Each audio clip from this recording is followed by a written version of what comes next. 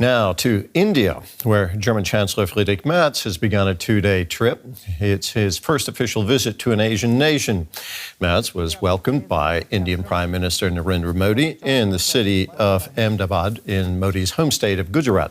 There, the two leaders visited the former residence of India's independence hero, Mahatma Gandhi. They then held a press conference where they emphasized the growing economic ties between their countries. The German Chancellor is being accompanied by a large business delegation. Well, at their joint press conference, the Indian Prime Minister said Germany was India's most important trading partner in the European Union. He added that both leaders were looking to expand their economic and security ties. The growing cooperation in defence and security is a symbol of our mutual trust and shared vision. I express my heartfelt gratitude to Chancellor Merz for simplifying the priorities related to defence and trade. We will work on a roadmap to increase cooperation between defence industries, which will open up new opportunities for co-development and co-production. And our New Delhi Bureau Chief, Sandra Petersmann, joins us now. Sandra, tell us more about the agreements reached between the Indian and German leaders. Terry, in total, 19 documents were signed today, and in fact, the most important one is the one called Joint Declaration of Intent on Strengthening the Bilateral Defense and Industrial Production. It's a very long name. What does it mean? It means that both sides have agreed to intensify their military ties, to intensify the joint development and production of military hardware. And there's one very concrete example pending that is relating to submarines. Germany stands at the ready to build 6 submarines for India's Navy, and to do so in India, which of course comes with a component of technology transfer. This deal is very close to the finishing line, although not signed yet, and it stands at a worth of €8 billion, Terry.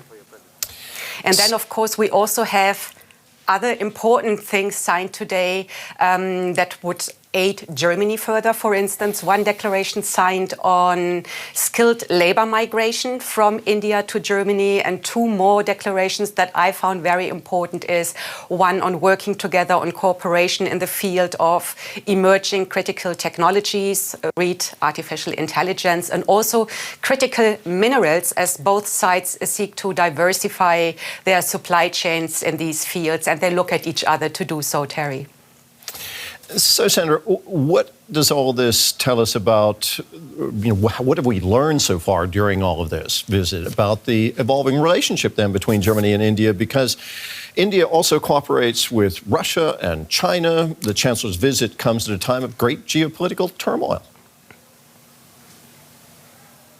Well, Chancellor Merz made it very clear in his statement today that for Germany, India is a desired partner of choice. Merz pointed out shared fundamental political values and geopolitical interests, and spoke of the tremendous potential, economic potential, if both sides came together. And in extension, he was also there as a representative of the European Union.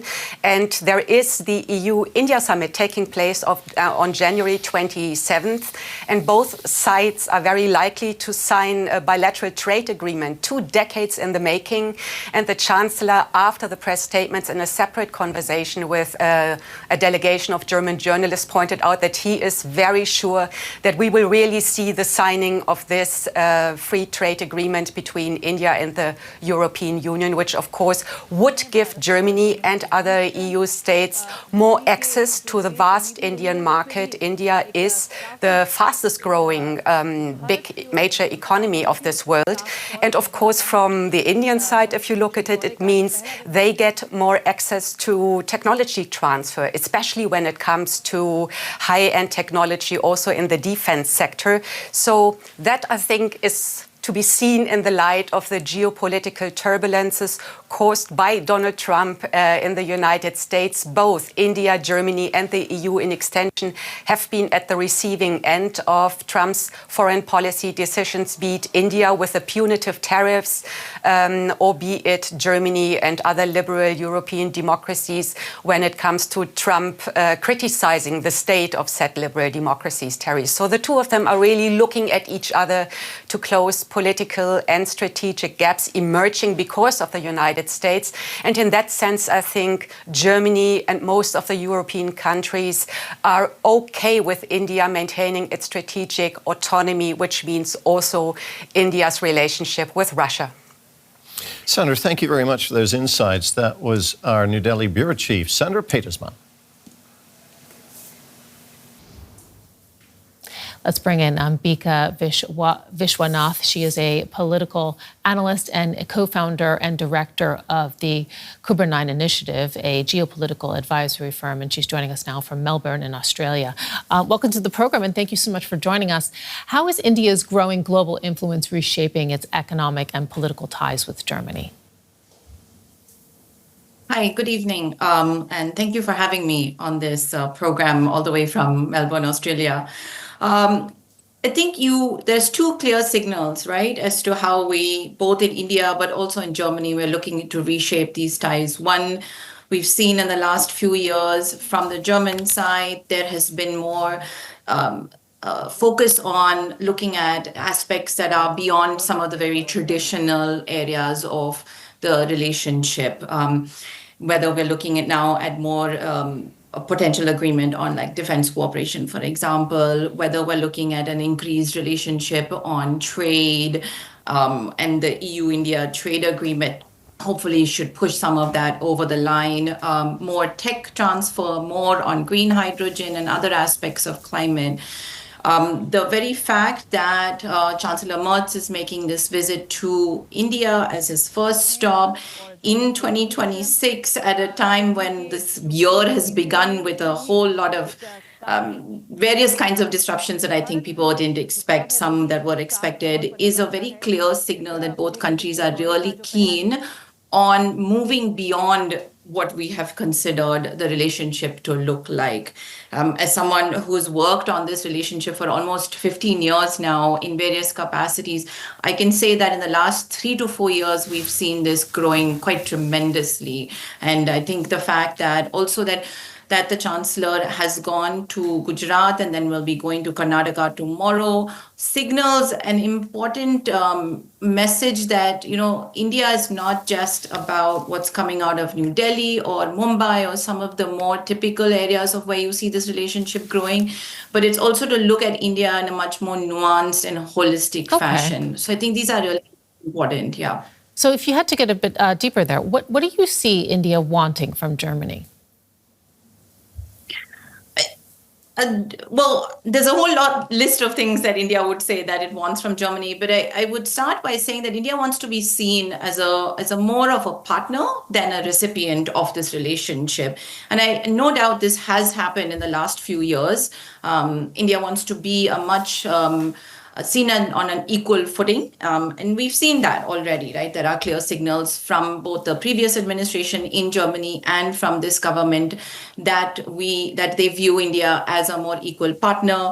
And I have a number here. I mean, the former Chancellor Scholz visited 3 times, and he very clearly said a number of times that for India to be a partner on, you know, whether it was emerging technology, for example, and I'll say defense again over here, whether it's on trade, it's not just about looking at India as a market, but also as a two-way street, right? And I think that is very important for India. It cannot just be that it's by the West for the rest, for example, right? So it has to be much more on a partnership level, whether we're talking about just the bilateral relationship or whether we're talking about a larger global architecture, whether it's about about global cooperation, global trade, global governance order, whatever that might look like in the coming months and years to be. So for India, that's very important. And we've seen clear signals coming out of Berlin on that.